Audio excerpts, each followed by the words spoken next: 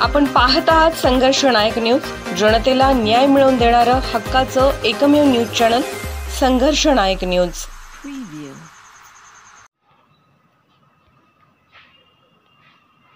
मिरजेत बकरी ईद निमित्ताने जनावर बाजारात बोकडांची लाखोंची उलाढाल।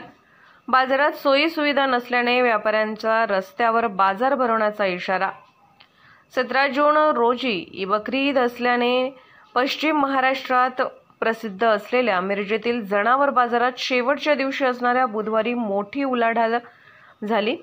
महाराष्ट्र आणि कर्नाटकच्या अनेक गावातून व्यापारी आणि शेतकरी मिरजेच्या बाजारात बोकडांची विक्री करण्यासाठी येत असतात।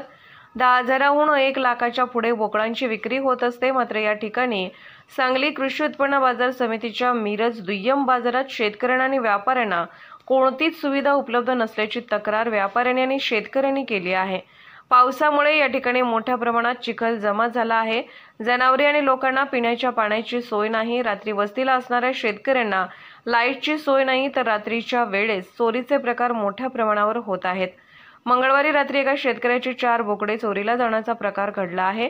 त्यामुळे शेतकरी आणि व्यापारी वर्गातून दुय्यम बाजार समितीच्या कारभाराबाबत नाराजी व्यक्त होत आहे। संघर्ष नायक न्यूज चॅनलला लाईक करा, शेअर करा आणि सबस्क्राइब करा।